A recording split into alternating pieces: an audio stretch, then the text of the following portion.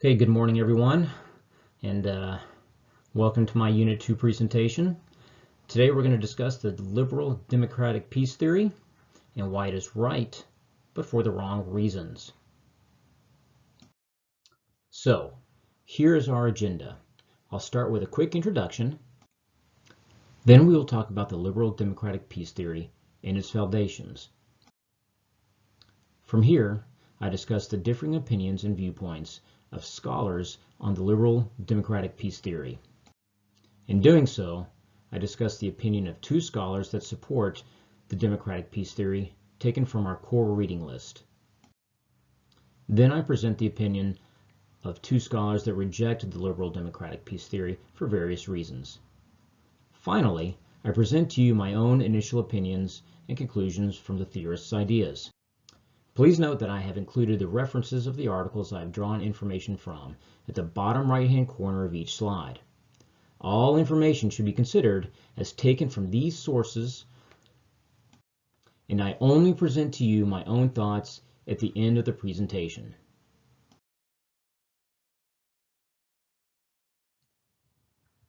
So I'm going to start with a quick introduction so you'll know a little bit about the person you'll be spending the next 20 minutes or so with. So my name is Stephen Johnson. I am a U.S. Navy veteran. I've been in the service for about 25 years. I'm currently stationed outside of London in a small town called Northwood, and I live in a small town called Gerrards Cross. I'm a civil engineer by my academic background, but by trade I am a naval aviator. I completed my undergraduate degree in 1996. I finished up my master's degree in 2006, where I went to the U.S. Air Force Command and Staff College. I'm currently on my next to last assignment before retiring from the U.S. Navy, and I'm assigned to the NATO Maritime Component Command as the Assistant Chief of Staff for Allied Maritime Air.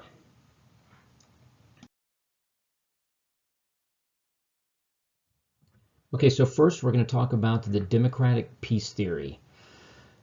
So this states that liberal democratic states do not fight wars with one another. All right, liberal states do not fight wars with one another. It's that simple.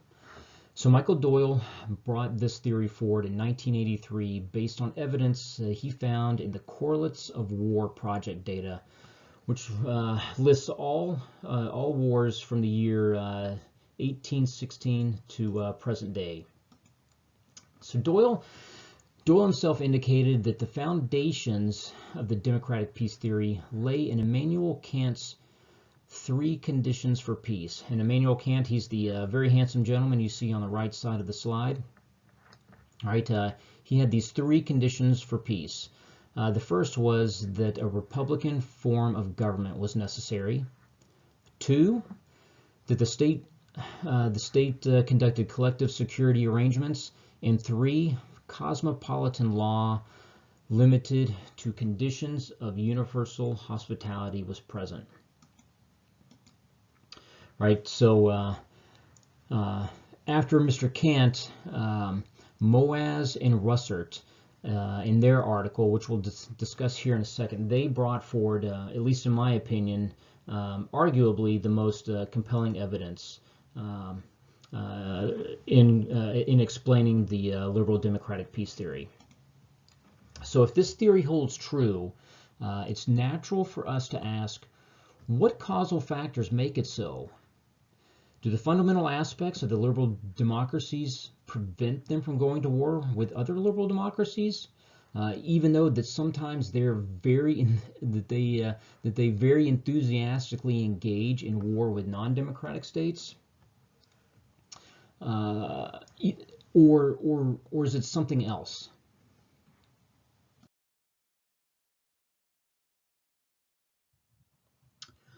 Okay, so Moaz and Russert developed Kant and Doyle's version of the liberal democratic peace theory further. They stated that yes, they did find that democracies don't clash with one another in violent conflict. However, democratic states in general are about as conflict and war prone as non-democratic states are. So next they ask themselves the question why this is. Is there something inherent to the internal makeup of democratic states that makes this so? So Mayos and Russert, they theorized two models to explain the democratic peace theory. One, the normative model, and two, the structural model. So the normative model suggests that democracies do not go to war with each other because of their norms of compromise and cooperation, which prevent conflicts of interest from escalating into war. So in order to come to this conclusion, the normative model makes two assumptions. First, that how states handle their internal affairs reflects on how they handle their external affairs. And then the second assumption was that democratic states will default to non-democratic norms when faced with an existential crisis, because rival non-democratic states may take advantage of the democratic states' norms due to the anarchic nature of the international system. And so you'll note here a hint of realism. The structural model suggests democracies do not go to war because they have complex political mobilization processes which impose institutional constraints which make going to war unfeasible. Here again, the structural model makes two assumptions in support of its conclusions. First, the democratic leaders require both public and institutional support in order to act internationally. It's hard for them to justify war to both of these requirements when the populace bears the burden of war. Non-democratic states, on the other hand, do not share the same requirement. So that was the first assumption in the structural model. The second assumption is that democratic leaders may bypass this requirement, but only when faced with an existential crisis.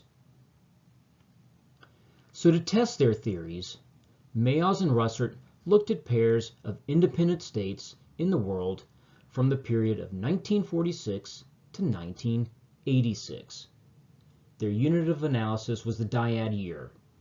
So the researchers looked at each pair of countries in each year to see whether they engage in any kind of militarized dispute, limiting the analysis to pairs of states that were directly or indirectly continuous and in which at least one member was a major power. So looking at two different data sets, they came up with a total of 36,162 dyad years. Yes, you heard me correctly.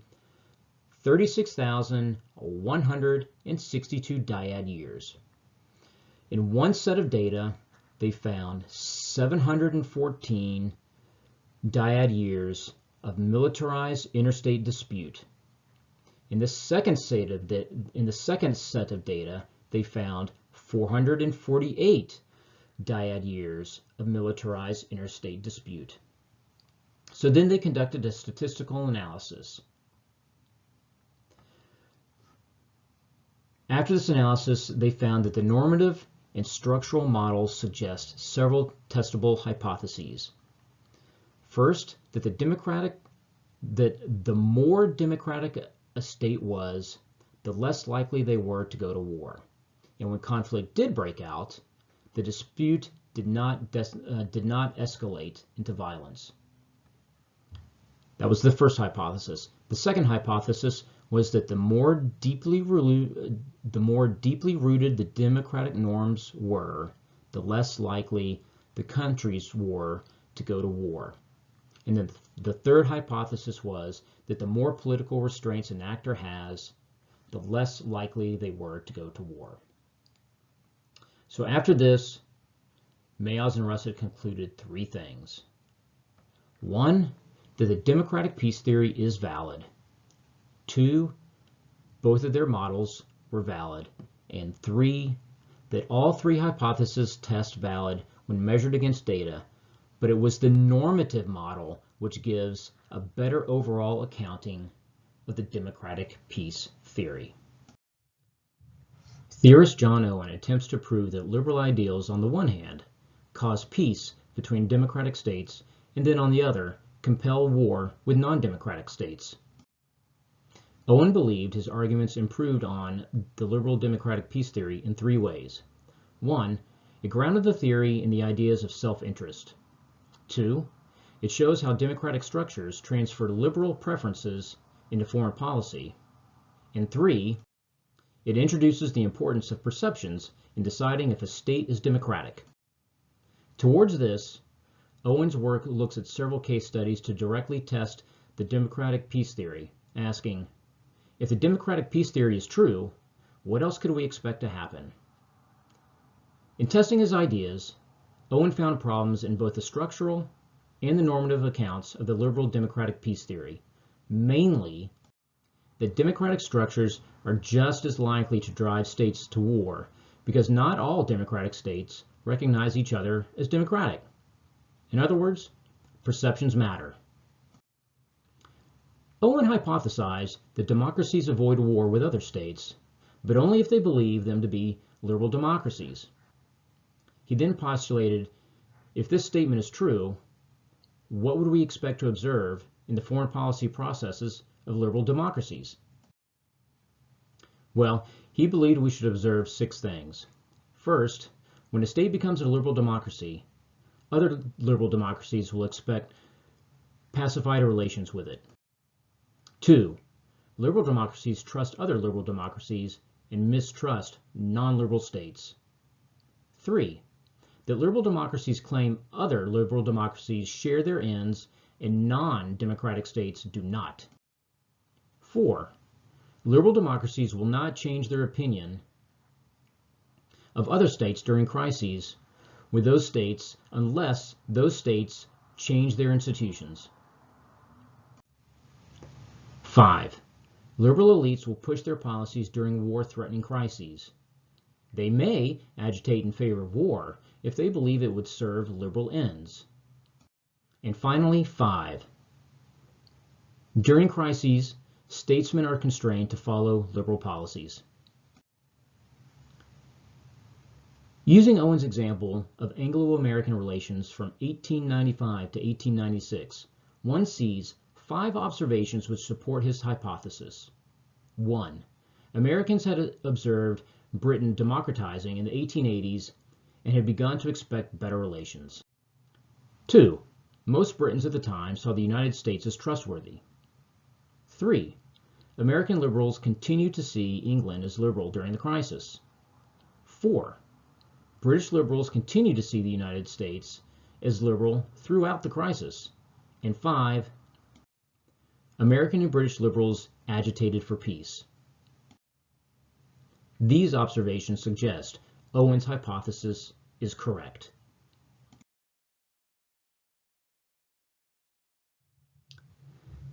Theorist David Spiro does not dispute the empirical evidence that liberal states do not, or rarely, fight one another.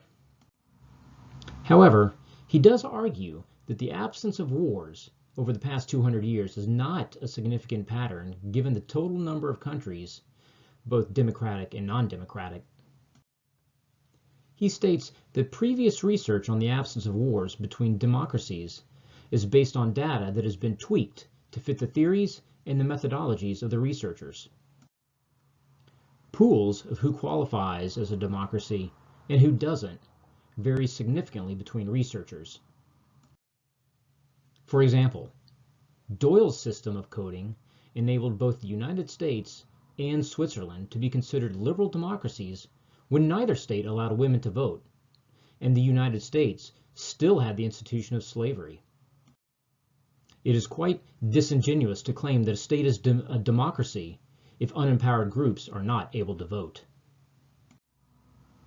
Additionally, there were significant differences on what was considered a state of war for some researchers. For example, some researchers excluded the U.S. Civil War, but counted other very small conflicts. They argued the United States Confederacy was not truly a democracy when it had sprung from a democratic metropolitan state.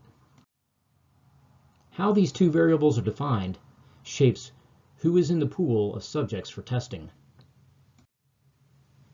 Spiro states these differences and possible exceptions to these differences point towards the weaknesses of the liberal democratic theory, showing that it is possible for different researchers to code liberalism and democracy very differently.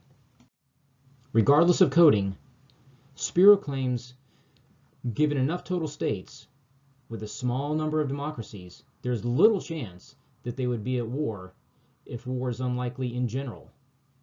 Just by chance, Democrat versus Democrat war is very unlikely, so a lack of war is explained by chance. For example, in 1980, there are 12,090 dyads among nations, with democracies forming 780 dyads. The chance of taking any 780 dyads and finding 0 of them at war in 1980 is approximately 83% if war occurred randomly. Therefore, 0 war is highly probable and not a significant finding.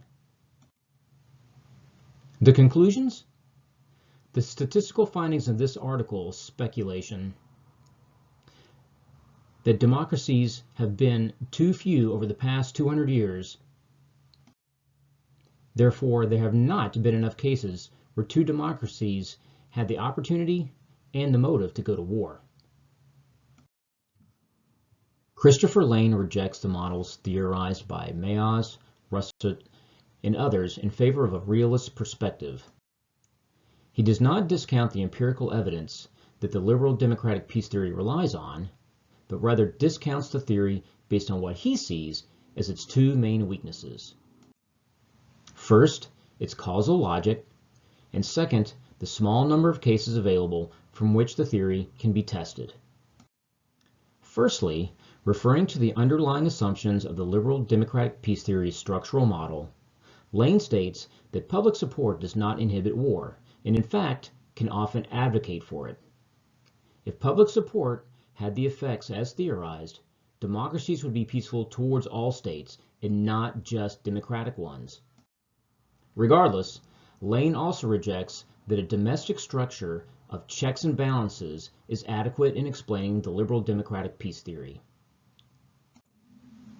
This second assumption does not say anything directly about the war proneness of democracies, because it is an independent variable which is not exclusive to democracies.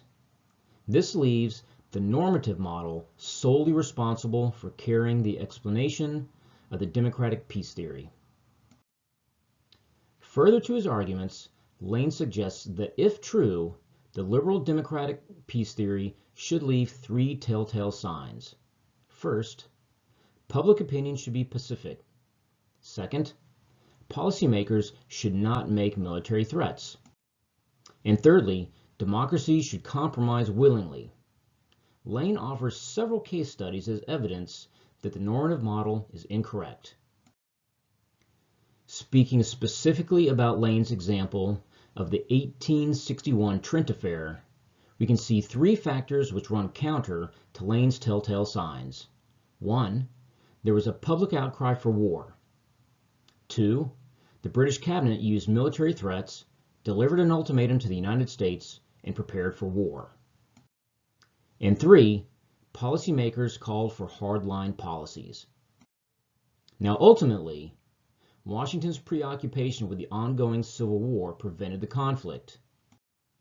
And while the belligerents did not go to war in this case, what is important is that both states' actions ran counter to Lane's normative predictions of the liberal democratic peace theory, and war was prevented by other factors, helping to disprove the normative model of the liberal democratic peace theory.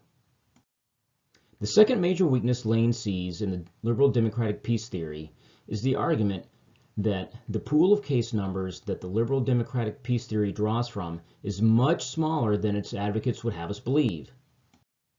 There are 3 major reasons why this is so. 1. Between 1815 and 1945, there were very few democracies.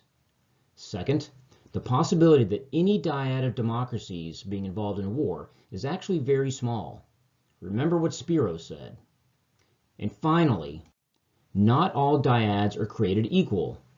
A dyad is only significant if there is a real possibility and a reason for going to war. Only these dyads should be part of the appropriate pool of candidates tested. With the liberal democratic peace theory disproven, Lane offers an alternate, more realist point of view and states that the liberal democratic peace theory is looking through the wrong end of the telescope. Now, his words, not mine. Lane claims that, and I quote here, states that are, or that perceive they are, living in a high-threat neighborhood are less likely to be democracies because such states are likely to be involved in wars, and states that are likely to be involved in wars tend to adopt autocratic government structures to improve their strategic position, unquote. Thus, as Waltz and our other realist theorists would say, the international system affects the state's external behavior. The reverse of the normative model and the opposite view from the telescope, and is crucial in shaping the domestic political systems of states.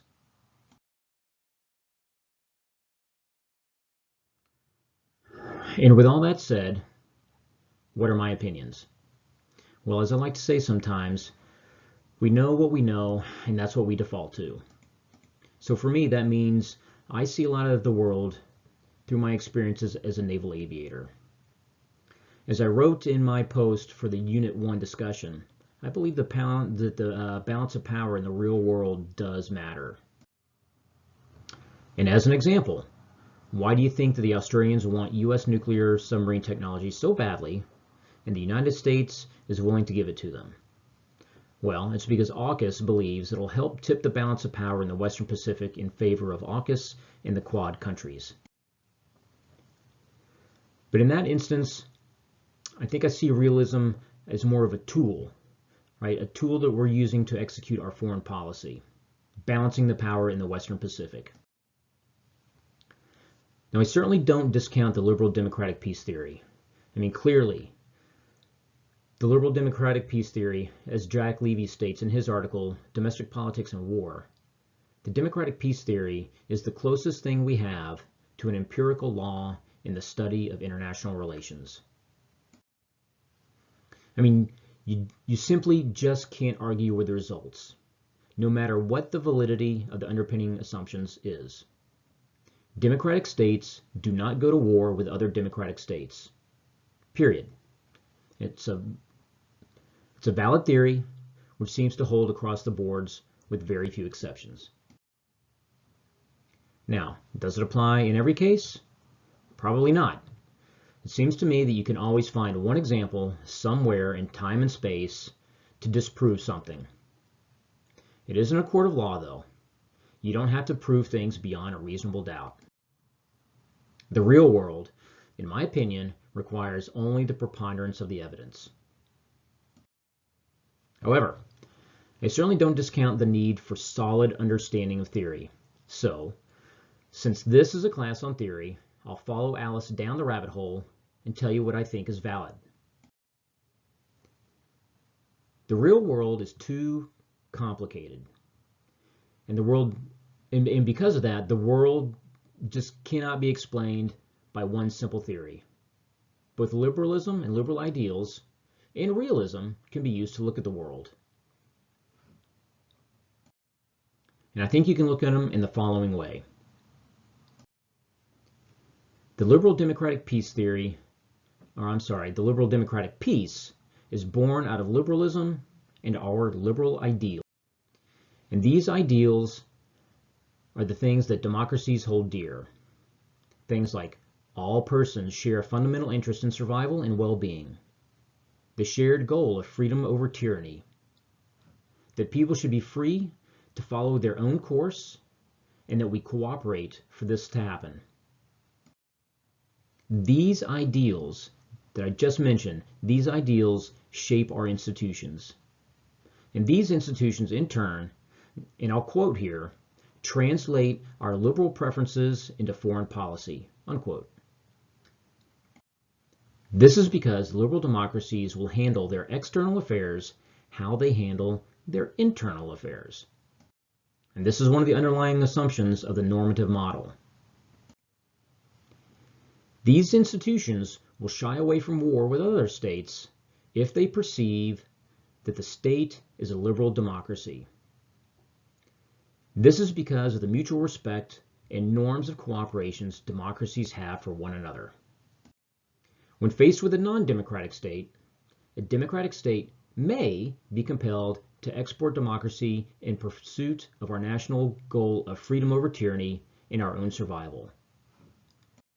But a democratic state will only do so if the benefit of the increased security through liberal ideals outweighs the costs of war. When the costs outweigh the benefit, the democratic state uses the balance of power to maintain peace in pursuit of its own self-interest of survival of the state. Finally, in short, no one theory fits all, but the liberal democratic peace exists and it is valid. It can be explained through a mixture of liberalism, the normative model of the democratic peace theory, rational choice theory, and a realist balance of power towards pursuing our national interests. So, thank you for joining me today. I very much appreciate your time and your patience. Above all, I hope you learned something. And finally, in the words of the late, great Sean Connery, here endeth the lesson.